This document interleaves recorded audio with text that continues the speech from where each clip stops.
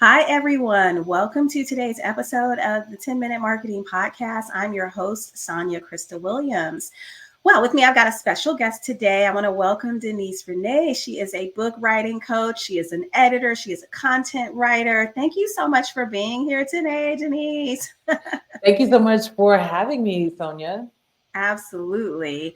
So let's just jump right into it. I want to talk about one of the things you do really well. I peeked at your testimonials reel and saw all the amazing things some of your clients had to say about you when it comes specifically to your help with book writing.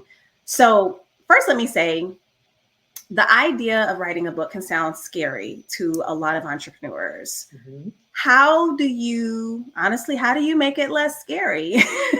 What's the starting point? I don't know.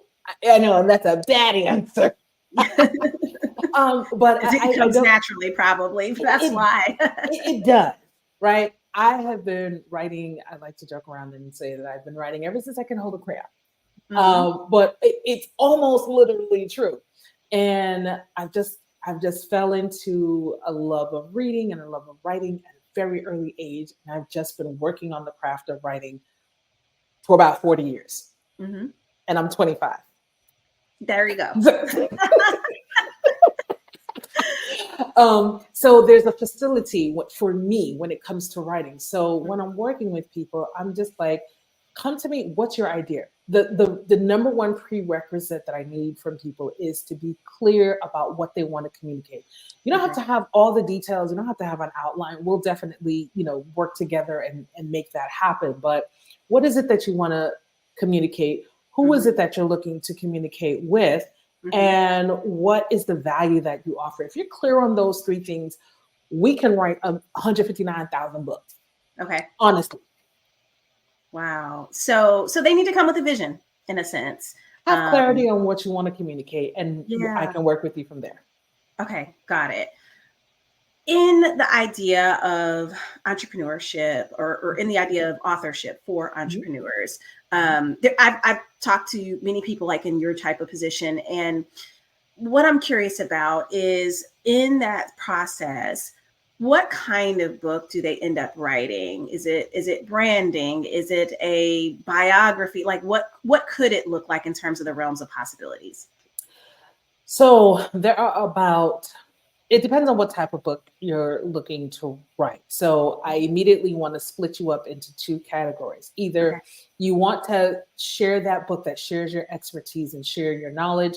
And if so, you want to write one of three really popular styles of book. You're either going to write a how-to book, you're going to write what I call a methodology book, or you're going to write some type of success story book, whether it's your own successes or the successes that you've created for your clients, or maybe a little bit of a hybrid where you created a success for yourself and now you've started helping other people have that same type of success. So you're either going to write those three types of books, or you're looking to tell your story.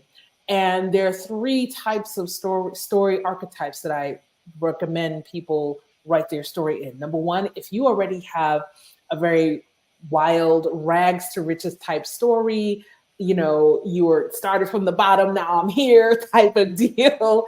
People love that type of story. If you have a very wild roller coaster of a life where you've had tremendous highs and really low lows, that's an amazing and engaging story archetype that people like. But maybe you're like me and you've had just kind of like just a mundane life. You just, you grew up, you went to college, you did everything that you were supposed to do.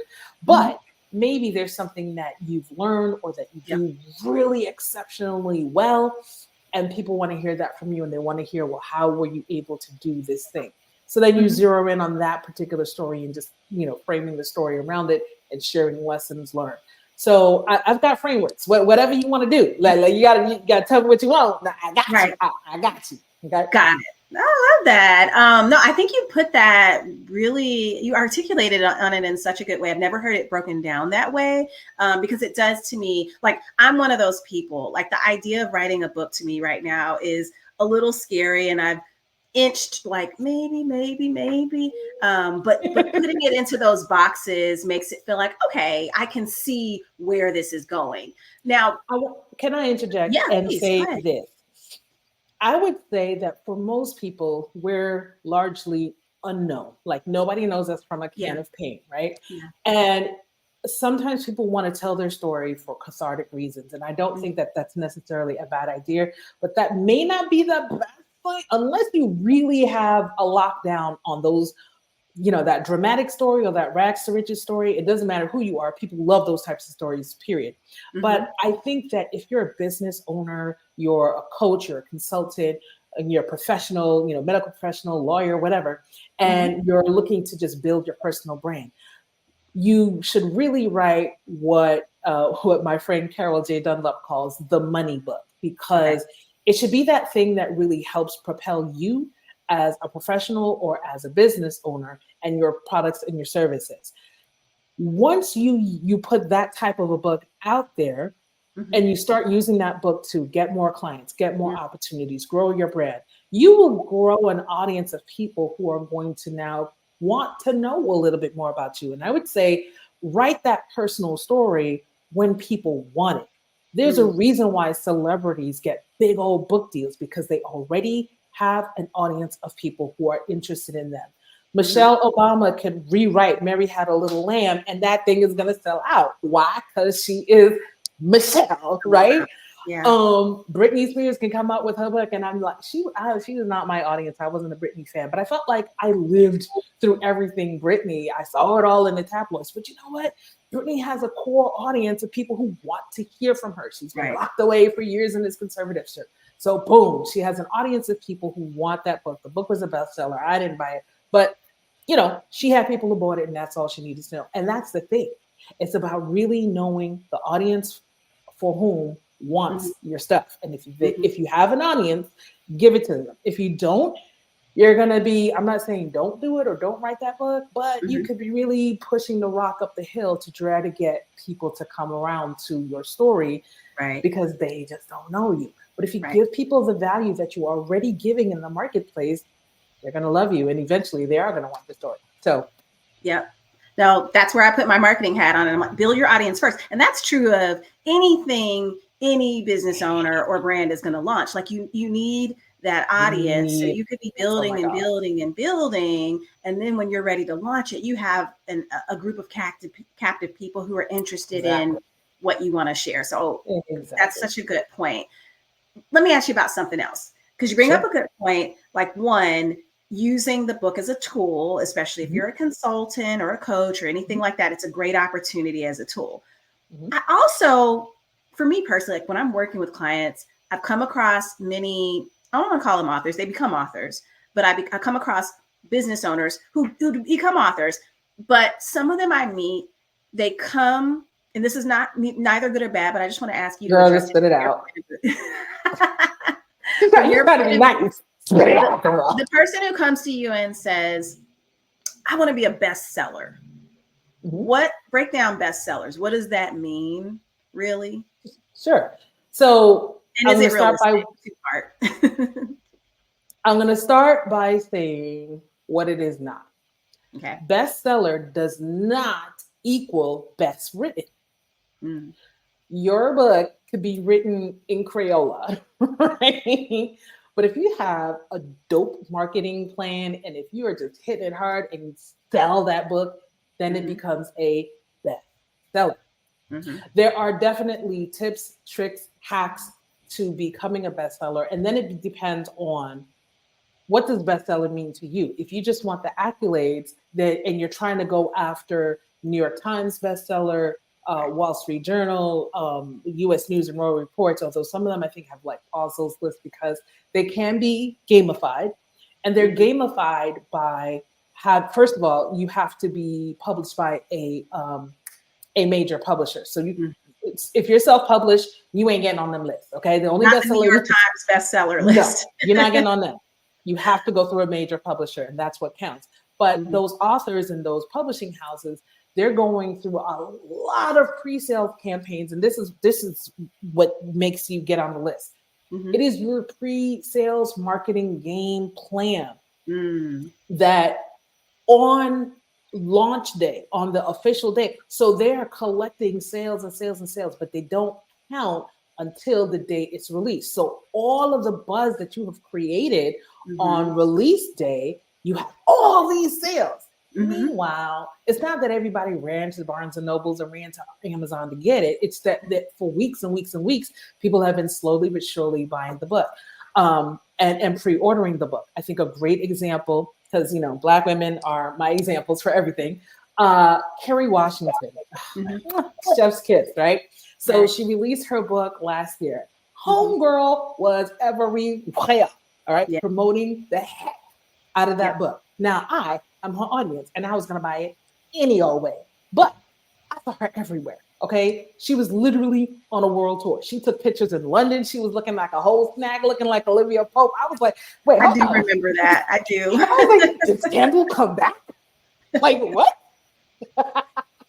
But she was everywhere promoting this daggone book. So she has a platform, she has an audience of people, and she had a really compelling story to tell and share.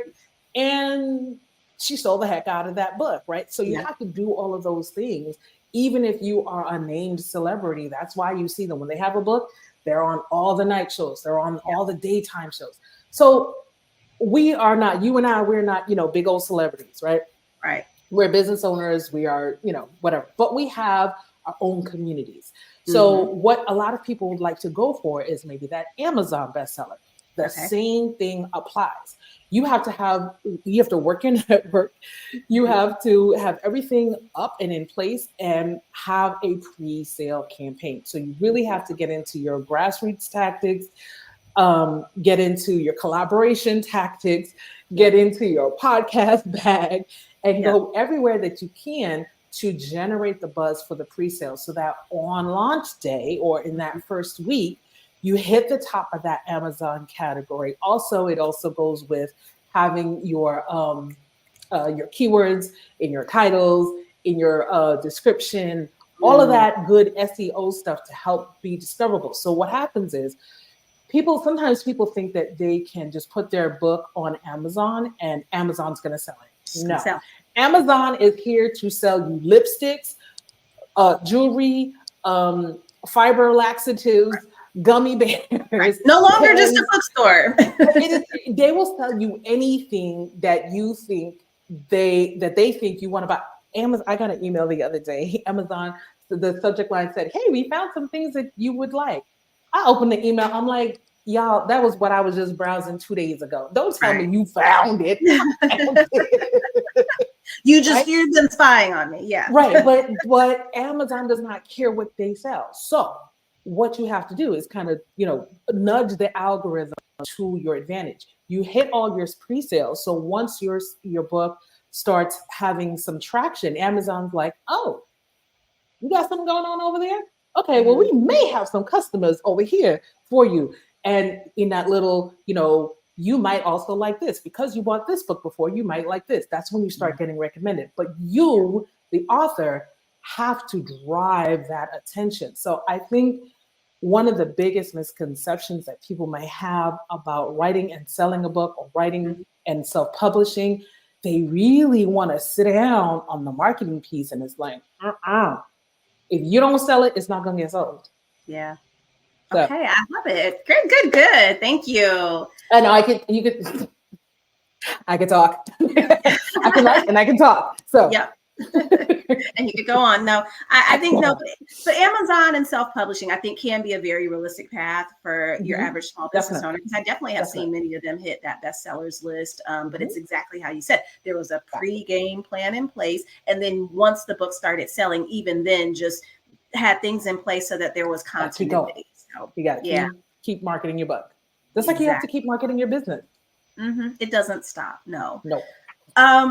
So bridging from writing books, so the perspective of a small business owner, a coach, a consultant writing a book, to the content side, just day-to-day content that gets created.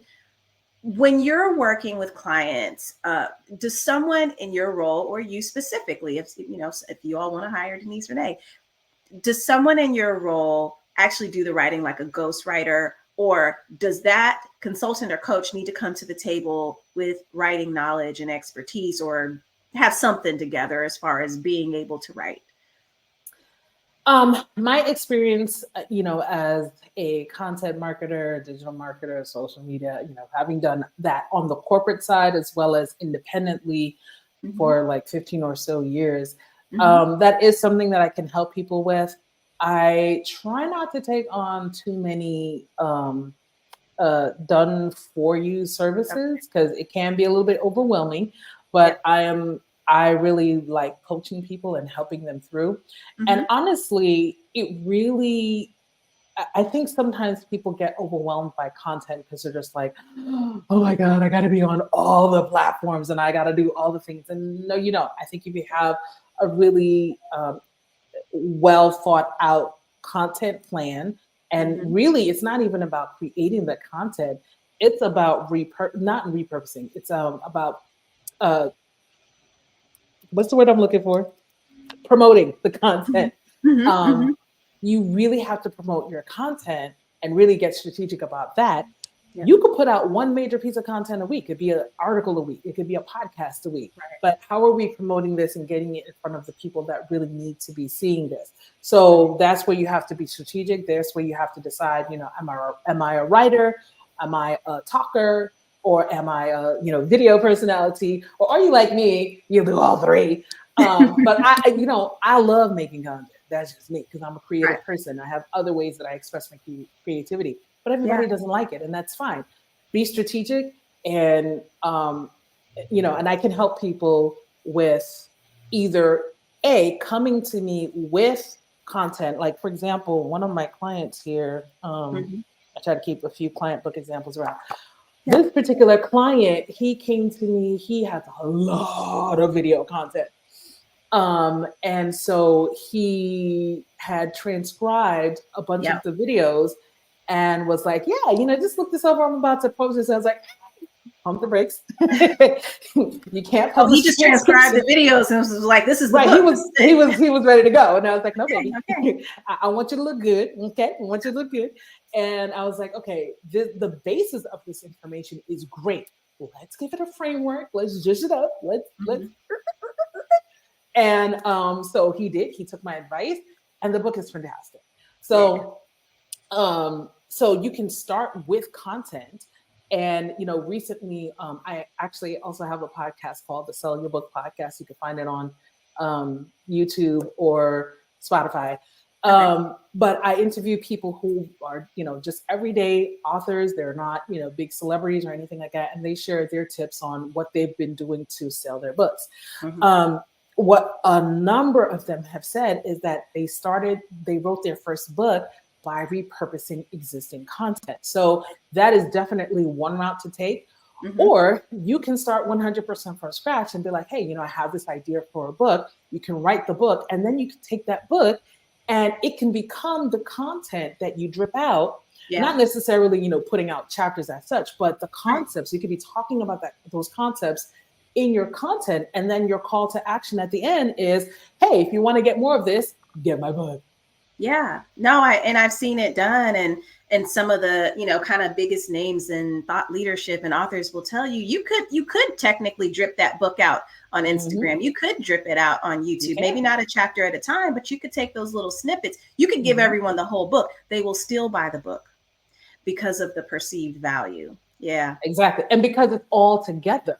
Exactly. That's true. And you don't have to piece it, and they want it that well. At least I know I would want it that way. So, all right. Very cool, Denise Renee. Thank you so much for sharing so many you dropped a lot of great pearls. I want to end, we'll say mic drop even. There we go. So I like to end every episode asking you a few questions. This is our lightning round. So I'm going to ask you a few quick questions. Question number one. What are you into right now? And this could be like a hobby or something. For me, it's gardening right now, I'm into, that you just can't get enough of. Nails. Or is it the ring? Is it the jewelry? Which one? Which one? It's the nails. I don't want to go too close because I'm kind of in between, and I have some makeup on one nail right here, but Okay. I'm into doing my own nails. Oh, so you did that yourself. Okay. Yeah, but don't Yeah. look too closely because I was taking off one layer and I'm Mhm. about to repaint them. So I can't tell. well, if I go too close, Yeah. but yeah, I love doing my nails. Wow. Okay. So nail design has become a thing for you. Woo. Very, very cool. Okay. Another question. And I like to ask this question sometimes when I am doing interviews with other parents, moms, dads, everything. How do you strike the balance? Because you've been in business for yourself for a while. You've got a child. Well, maybe not a little kid anymore, but Wow, that means it just turned 13 yeah, 3 weeks ago. yes. So, but Um, still I'm like, in the house. my baby's Yeah. growing up.